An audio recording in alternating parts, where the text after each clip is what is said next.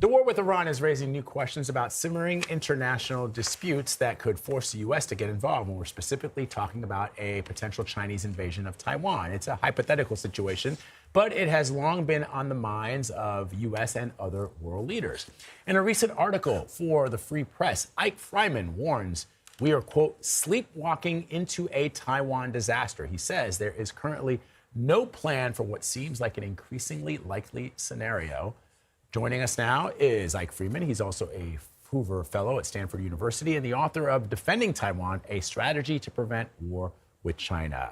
Eyck, as soon as I read this article, I wanted to have you on the air because I just thought it was fascinating. Not just in the way that the hypothetical that you bring to fore here, but also how you set up the article or the piece, which is what an invasion of Taiwan would look like. Yeah, minute to minute. Minute to minute. First minutes, yeah. Exactly. But I want to specifically focus on a couple of things. One, why you believe that the United States is not prepared for a possible or a potential invasion of Taiwan, given that it's something that has potentially been on the books since 1947. Why you think that we're not ready. And then the follow-up to that would be, would China really, understanding the implications, looking at what the Russians have not been able to accomplish in Ukraine other than, killing lots of people. In other words, their goals of taking that country over have not come to fruition. Given the struggles the United States is having with Iran, why China would actually try to do this? So two questions there. Well, first of all, thank you for having me on. This is an important topic that doesn't get enough conversation and discussion. Look, Xi Jinping is committed to being the one who unifies Taiwan with the mainland. In his view, this is part and parcel of China's grander project of achieving national rejuvenation by 2049. That's the 100th anniversary of the communist takeover of China. And he's building a menu of options to move against Taiwan, not just invasion, but also decapitation, blockade, and a whole range of scenarios that we can call gray zone scenarios, in which he forces a crisis, not a war, hoping that Taiwan's will or ours will crack.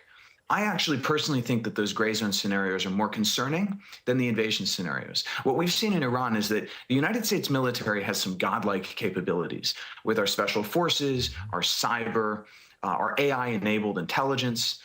But what the United States lacks is a plan for the economic consequences of a crisis.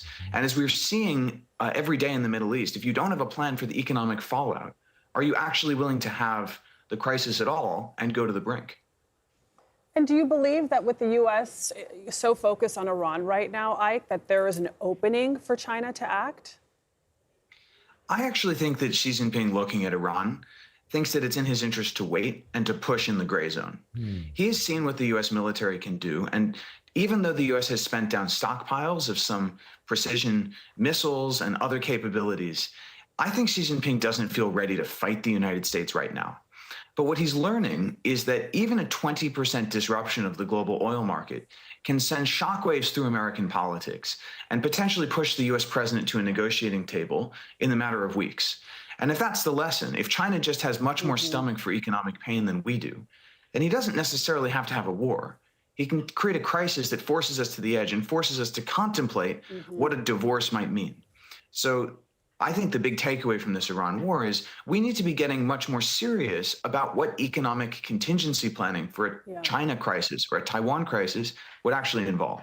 So you write in your article in the Free Press, quote, within hours, Apple loses nearly $1 trillion in market value. Investors abandon developing economies and flock to safe havens like gold and Swiss francs.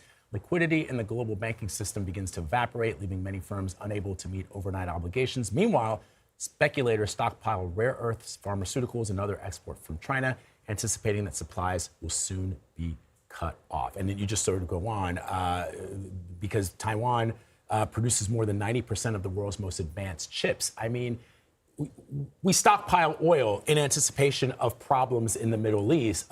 We don't stockpile chips. We don't stockpile the rare earth minerals that are required to build those chips.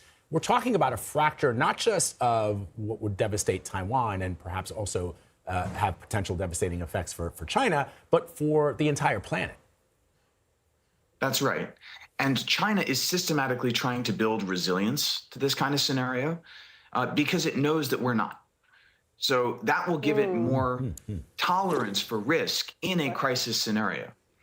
And the point I'm trying to make in the piece is that when you imagine if the first shots are fired and the president is hustled onto Air Force One and the conference call begins, the first questions are about managing the economic response because financial markets move at the speed of light. So if the United States doesn't have a plan to harness that economic reaction so that it serves its own interests, then it will find itself playing defense in reaction mode, and it will probably find itself at the negotiating table suing for peace before too long. Another way to put it is, in a crisis, the economic response will already be extremely, extremely bad.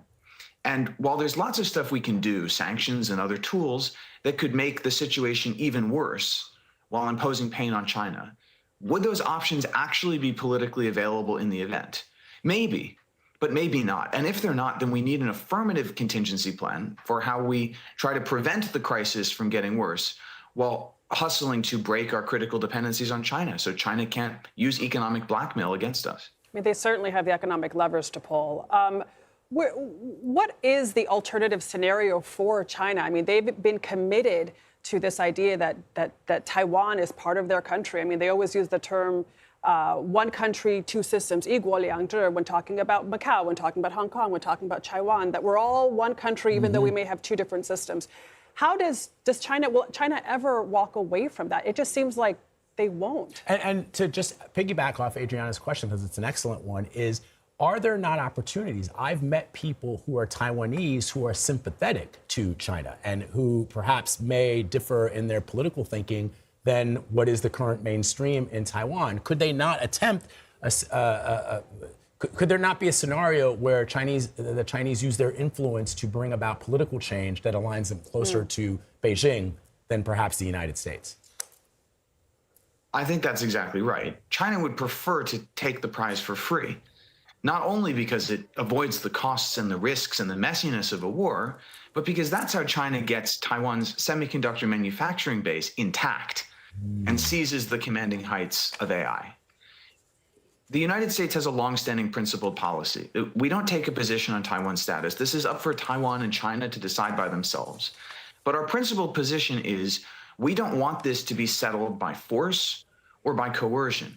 And we want it to be democratically acceptable to the people of Taiwan because of the precedent that this would set for regional order and global order. So the United States wants to deter a war with China. We can all agree with that, Democrats, Republicans, everyone in between. I'm saying we should also seek to deter a crisis, to make clear to China that it doesn't pay to push us to the edge, to threaten us with one of these devastating economic shocks. And the way that you do that is that you show you can hold at risk everything that Xi Jinping cares about, not just Taiwan. And that's how you keep deterring him. You don't take the vision for rejuvenation and quote unquote reunification off the table entirely, but you persuade him that patience is the best way to achieve it. So in 15 seconds, Ike, just tell me, do you think that the United States would risk boots on the ground and blood and treasure to defend Taiwan if China were to do this? I think it depends on the scenario. You can ask that as a hypothetical question, but I'm a historian. History doesn't present us with hypothetical questions. History presents us with choices in context. And I think in the event the United States would be forced to confront the reality of what it means if we let Taiwan fall by force, and I have no idea what the United States would do. All right, Eyck Freymann, thank you so much. Great conversation. Thank you, Ike. Keep coming back on, man. Anytime you write something, we want to hear about it. Yes, we do. Thanks for having me.